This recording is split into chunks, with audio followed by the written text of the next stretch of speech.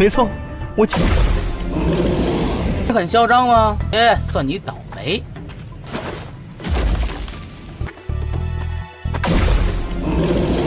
很嚣张吗？算你倒霉。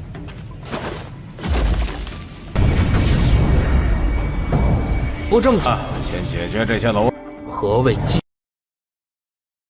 Halo semuanya, selamat datang di Ruang Film. Bagaimana kabar kalian semua? Semoga selalu sehat dan baik-baik saja. Sesuai jadwal, jadi pada hari ini kita akan kembali melanjutkan series Donghua Supreme God Emperor episode 286 sampai 290. Di bagian sebelumnya, di dalam hutan pedang surgawi, terlihat Muyun secara tak sengaja melihat Baitu Jian yang sedang dikepung dan diganggu oleh Jin Chuangyu dan Si Mingyu. Selang beberapa saat, datanglah Lin Zheyu yang ternyata bersama dengan Jin Chuangyu dan Si Mingyu, yang mana tentu saja adalah untuk bermain dengan Baitu Jian. Tak tinggalin saja, Muyun segera memberikan mereka pelajaran. Selesai memberikan pelajaran, datanglah kekasih Baitu Jian, yakni Zhao Zizhan bersama Ji Chengyu dan Li Shaoji, yang mana mereka itu datang untuk membalaskan dendam adik-adiknya. Hingga pada akhirnya terjadilah pertarungan antara Ji Chengyu, Lin Shaoji dengan Zhao Zizhan. Setelah pertarungan berakhir, Muyun pun langsung pergi dari sana dan secara tak sengaja bertemu dengan Xu Xian. Setelah itu, Xu Xian dan Muyun bersama-sama pergi menghampiri singa batu api untuk mendapatkan bandana lengan emas.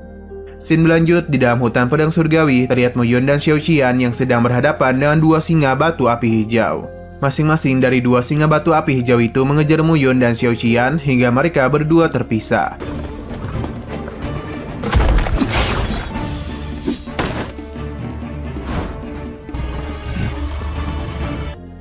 Tak jauh dari sana, nampak Baitu Jian dan Zhao Zizhan yang menyadari bahwa Muyun sekarang sedang mencoba menaklukkan binatang suci. Meskipun lawan Muyun adalah binatang suci, namun Zhao Zizhan yakin kalau dia tidak akan meninggoy dalam pertarungannya. Kembali ke pertarungan Muyun, dia itu tampak sedang berusaha menahan serangan dari singa batu api hijau. Singa batu api hijau itu menganggap kalau Muyun terlalu percaya diri untuk menghadapi dirinya tanpa menggunakan pil emas. Kemudian singa batu api hijau itu mulai mengeluarkan sebuah serangan bertubi-tubi, sehingga Muyun pun berusaha menghindar dan menahan semua serangannya itu. Hingga pada akhirnya tangan kiri Muyun sempat terkena api dari serangan batu api hijau. Untung saja Muyun berhasil memadamkannya dan api surgawi miliknya. Muyun menjelaskan bahwasannya api kehidupan milik binatang suci hanya sekedar api binatang saja, yang bahkan tidak sebagus api bumi dan tidak sebanding dengan api surgawi milik Muyun. Apalagi dirinya sekarang sedang menggabungkan kedua api surgawinya. Melihat Muyun yang bersiap untuk menyerang, singa batu api hijau memutuskan untuk berlari menjauh. Meskipun begitu, serangan Muyun tetap berhasil mengenainya. Namun serangannya tidak mampu menembus kulit singa batu api hijau yang cukup tebal. Tak terima dirinya diserang, singa batu api hijau kembali menggunakan sebuah kekuatan garis keturunan yang memiliki kekuatan ledakan dan 10 kali melampaui kekuatan binatang suci. Sewaktu singa batu api hijau mulai melepaskan serangannya, Muyun langsung mengeluarkan pedangnya. Lalu dan sangat cepat, Muyun menggunakan hati pedang keheningannya yang membuat para murid di sekitarnya menyadari hati pedang milik Muyun.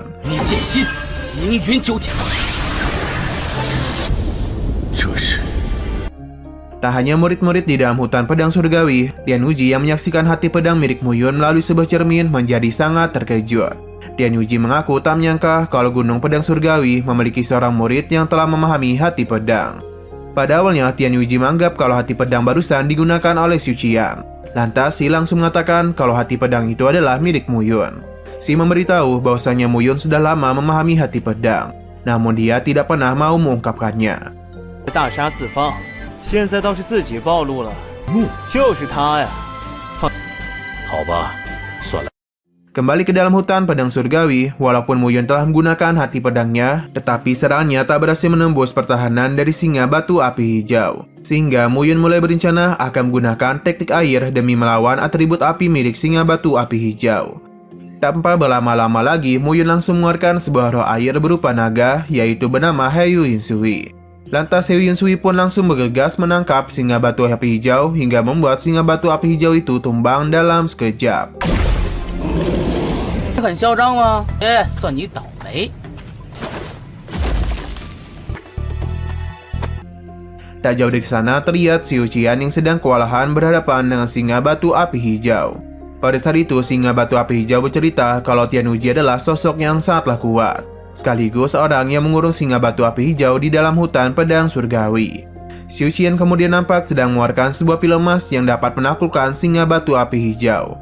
Dan menggunakan pil emas itu, Xiu Qian menjadi begitu percaya diri untuk menyerang singa api batu hijau. Menurut Xiu Qian, pil emas adalah kumpulan dari semua esensi sejati dari praktisi. Begitu pil emas dihancurkan, maka para praktisi itu akan musnah, termasuk Xiu Qian sendiri. Tanpa rasa takut sekalipun, Xiu Qian langsung mencoba menyerang singa batu api hijau. Hingga pada akhirnya pil emas itu ditangkap dan akan dihancurkan oleh singa batu api hijau dengan giginya. Sewaktu singa batu api hijau menekan pil emas dengan giginya yang tajam, Xiu Qian pun seketika menjadi tak berdaya. Di waktu yang sama datanglah Mu Yun yang dengan cepat mencoba menyerang singa batu api hijau agar pil emas terlepas dari gigitannya. Melihat teman yang ternyata sudah meninggoy gara-gara Mu Yun, singa batu api hijau mulai memutuskan untuk melarikan diri. Setelah singa batu api hijau kabur, Mu Yun meminta Xiu Qian untuk tidak mengejarnya. Dan di saat itu juga Mu Yun tiba-tiba muntah darah. Setelah itu Xiu Qian pun langsung mengambil bandana lengan emas dan memberikannya kepada Mu Yun. 居然领悟到剑心，等一下，金色臂章。啊，多谢小师兄。 Pada keesokan harinya, seleksi pemilihan 3 pendekar pedang pun berakhir. Dan para peserta terkecuali Xiu Qian dan Mu Yun terlihat sedang berkumpul di sebuah arena. Tianwuji kemudian langsung mengumumkan 3 besar yang akan mewakili Gunung Pedang Surgawi dalam kompetisi berikutnya. Yang pertama adalah Zhou Zizan dengan jumlah 19 bandana lengan. Yang kedua ada Jing Zhengyu dengan total 12 bandana lengan. Dan yang terakhir yaitu Lin Shaoji dengan 11 bandana lengan. Pada saat yang bersamaan, Xiu Qian dan Mu Yun akhirnya tiba. Sehingga Xiu Qian pun langsung menjelaskan alasan keterlambatannya yang disebabkan karena singa batu api hijau. Ketika Mu Yun menunjukkan bandana lengan emasnya, murid-murid pun langsung sontak menjadi sangat terkejut. Berbeda dengan Jing Zhengyu dan Lin Shaoji, mereka berdua justru mengajukan keluhan atas keterlambatan Xiu Qian dan Mu Yun. Menurut mereka, oleh karena 3 besar sudah diumumkan, maka keputusan tidak dapat diganggu-gugat lagi. Mendengar keluhan itu, Si pun berusaha menyelamatkan nasib Mu Yun dan Xiu Qian. Dan mengatakan kalau sebenarnya Tianwuji sebelumnya ingin menunggu kedatangan Xiu Qian dan Mu Yun. Lantas, keluhan Jing Zhengyu dan Lin Shaoji pun ditolak, dan begitu 3 besar yang mewakili Gunung Pedang Surgawi pun diganti. Posisi pertama diisi oleh Xiu Qian yang telah mengumpulkan 38 bandana lengan. Posisi kedua adalah Zhou Zizan dengan 19 bandana lengan. Dan posisi ketiga adalah Mu Yun karena berhasil mendapatkan bandana lengan emas. Selesai mengumumkan 3 besar, Tianwuji memberitahu kalau keputusan barusan sudah mutlak dan tidak dapat diganggu-gugat lagi. Singkat waktu terlihat Mu Yun sedang berkultivasi untuk meningkatkan kekuatan samarannya karena perputaran jiwa. Selang beberapa saat secara tiba-tiba muncullah sebuah serangan dari arah luar oleh Xian. Untung saja Mu Yun sempat menyadarinya dan menghindari hal itu. Dan penuh emosi, Xian mengatakan kalau kedatangan ini adalah untuk membalaskan dendam adiknya yang sudah meninggoy yakni Si Mingyu. Setelah itu Mu Yun dan Xing Yan pun mulai bertarung dan menyerang satu sama lain. Di tengah-tengah pertarungannya, tiba-tiba saja muncul sebuah kekuatan yang menekan Mu Yun. Sewaktu Mu Yun sedang tertekan, Xian pun segera mencekik Mu Yun hingga membuatnya benar-benar kewalahan. 枪打出体积太多。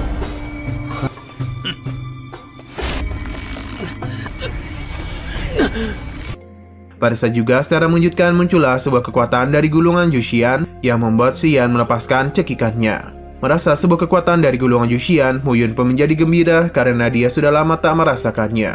Mu Yun kemudian mulai mengeluarkan sebuah tanda hati pedang yang ada di dahinya. 不这么做， 先解决这些楼。 何谓计？ Ketika Xiang mencoba menyerang Mu Yun dengan sangat cepat, dia itu dapat dengan mudah menyerang lengannya hingga membuat lengannya patah.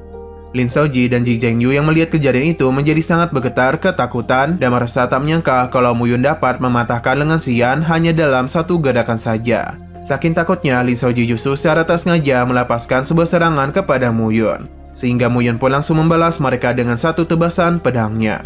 Merasa ketakutan, Jing Zhengyu dan Lin Shaoji pun bergegas melarikan diri. Pada saat yang bersamaan, Mu Yun menendang tubuh Xian ke arah mereka berdua. Setelah berhasil mengusir mereka bertiga, gulungan Jushian pun keluar dari tubuh Mu Yun.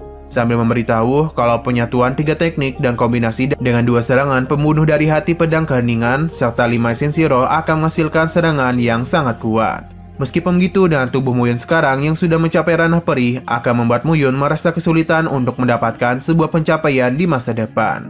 Gulungan Jushian menjelaskan kalau ranah perih tingkat 10 merupakan sebuah pondasi bagi seorang praktisi untuk membangun prestasi di masa depannya. Ranah peri tingkat 10 memiliki pembagian yang berbeda-beda. Tingkat 1 yakni mengembang jalan inti emas, tingkat 2 mengembang energi astral langit, tingkat ketiga melangkah lebih jauh lagi yang dapat membangkitkan tubuh emas kaca. Tingkat 4 dan tingkat 5 bisa membuat seorang praktisi mencapai ranah keabadian. Dan sisanya adalah tingkat-tingkatan yang sulit untuk dicapai. Kemudian Gulungan Juxian menawarkan Muyun mengenai sebuah teknik latihan bela diri dari Gua Ruang Dewa yang bisa dilatih oleh Muyun. Ada banyak teknik latihan bela diri yang berasal dari Gua Ruang Dewa. Setiap latihan yang dia katakan 10 kali lebih baik daripada segala teknik bela diri yang telah Muyun kuasai.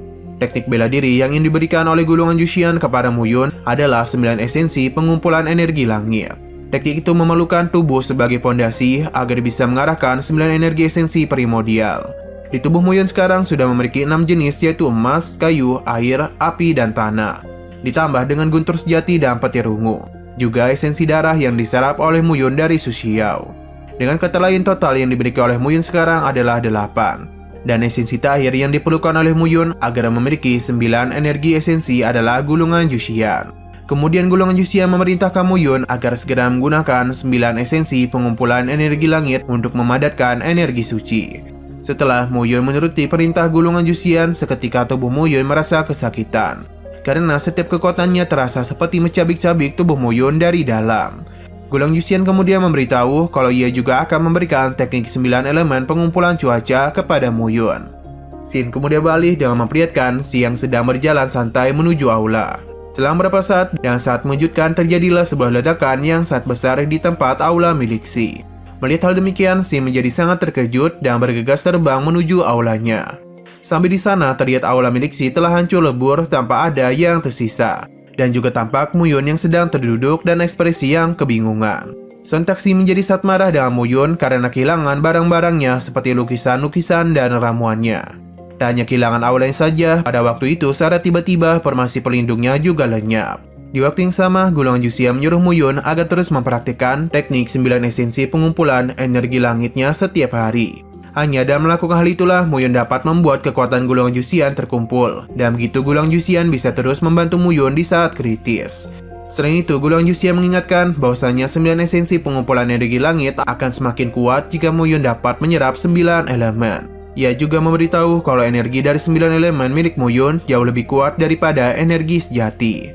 Selang beberapa saat datanglah Tianwuji yang menjadi kebingungan terhadap apa yang telah terjadi. Lantas Muyun pun mengklarifikasi kalau dirinya sedang melatih dan secara tak sengaja membuat sebuah kekacauan. Mendengar klarifikasi Muyun, Tianwuji mengira kalau Muyun sedang melatih hati pedangnya untuk berkompetisi berikutnya. Oleh karena Muyun berlatih demi kebaikan Gunung Pedang Surgawi nanti di kompetisi perebutan kota untuk memasuki Gunung Tianxiao, Tianwuji pun merasa tak keberatan dengan kehancuran aula milik Si. Bahkan Tianwuji juga bersedia untuk membangun kembali aula itu dalam waktu 10 hari dan akan menggadaikan kompensasi kepada Si. Merasa penasaran dengan sejauh mana pencapaian kekuatan hati pedang Muyun, Tianwuji pun mencoba mengujinya dan hati pedang miliknya. Akibatnya, kekuatan Tianwuji berhasil membuat Muyun termundur. 我来试试便知。好强大，他的剑心。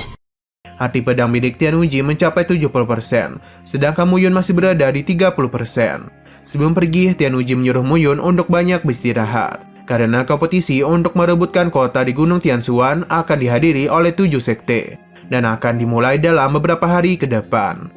Pada malam harinya di aula sekte 7 bintang, terlihat seorang ketua sekte bernama Xingwuji mendapatkan sebuah informasi dari putranya yaitu Xingjiang mengenai Muyun yang telah memahami hati pedangnya. Xingwuji kemudian memerintahkan Xingjiang untuk menyelidiki Muyun. Pasalnya, pada kompetisi perebutan kota nanti, Gunung Pedang Surgawi akan menjadi lebih kuat dengan kehadiran dari Muyun. 是要崛起呀！ 是在冲击与仙境2重啊！ Sementara itu di sekte Sengku, seorang ketua sekte Sengku bernama Seng sedang berdiskusi dengan muridnya yang bernama Sucai mengenai persiapannya pada kompetisi nanti. Seng memberitahu kalau lawan yang cukup kuat saat kompetisi nanti ada Xingjiang yang telah mencapai ranah peri tingkat 2. Sucai kemudian dengan percaya diri mengatakan kalau sekte Sengkunya nanti pasti akan menempati posisi pertama. Di sisi lain, seorang patriark dari keluarga Si nampak menjadi begitu emosi ketika melihat kondisi lengan Xian yang sempat dipatahkan oleh Muyun. Sang patriark kemudian menyuruh Xian agar segera menemui alkemis untuk menyembuhkan lengannya. 这次就靠你哥了，走，废物，定了，死定了！ Singkat cerita, tibalah hari di mana kompetisi perebutan kota untuk memasuki Gunung Tianxiao. Terlihat Tianwuji dan Xi bersama dan murid-murid yang terpilih datang sebuah arena, yang di hadapannya ada sebuah pintu masuk menuju Gunung Tianxiao. Sampai di sana, Tianwuji menjelaskan kalau 7 sekte besar akan segera berkumpul dan murid-murid yang sudah dipilih akan saling berhadapan di atas arena. Hasil dari pertarungan nanti akan menentukan ranking yang didapat dari masing-masing sekte untuk masuk ke Gunung Tianxiao. Jumlah total keseluruhan dari seluruh sekte yang diperbolehkan untuk masuk ke Gunung Tianxiao hanyalah 100 orang saja. Untuk peringkat pertama akan mendapatkan kuota sebanyak 30 orang. Peringkat kedua akan mendapatkan kuota sebanyak 25 orang. Peringkat ketiga 15 orang, dan seterusnya hingga peringkat akhir yang hanya mendapatkan kuota sebanyak 5 orang saja. Menurut Xi, tidak ada yang perlu ditakuti dari 7 sekte utama, 3 keluarga Jin, Lin, Xi, dan Lembah Feiyun. Yang perlu diwaspadai hanyalah sekte 7 bintang dan sekte Sengku saja. Pasalnya, murid dari sekte 7 bintang yaitu Xingjian telah berada di tingkat ranah peri tingkat 2 dan memiliki kemampuan untuk mengolah energi astral langit. Sedangkan murid dari sekte Sengku yakni Sucai juga telah mencapai ranah peri tingkat 2. 总是会出现不同的变化。消之际，葬身之地。 Singkat cerita, datanglah ketua sekte 7 bintang yaitu Xingwuji bersama dengan Xi Jihang. Berusia datang, Xingwuji langsung memuji Tianwuji karena memiliki seorang murid yang telah memahami hati pedang yakni Muyun. 新雅梦瑶他们，领悟剑心的弟子，无极，你又来打趣我了，不够担此重任了。 Tak bersang lama datanglah ketua sekte Sengku bersama dengan Sucai, sehingga Tianwuji dan Xingwuji langsung menyambut kedatangannya dengan hormat. Sama dan apa yang diucapkan oleh Xingwuji sebelumnya, Seng juga memuji Tianwuji karena hati pedang yang dikuasai oleh Muyun. Di waktu yang sama, ketua Lembah Feiyun yang bernama Fen Jiutian juga datang bersama murid pilihannya. Tak hanya Lembah Feiyun saja, 3 keluarga Jin, Xi, dan Lin juga datang. Dan murid yang mereka bawa adalah Xian, Jing Zhengyu, dan Li Shaoji. Oleh karena semua sekte sudah datang, pertarungan di atas arena untuk merebutkan kota pun akan dimulai. 天玄山快要打。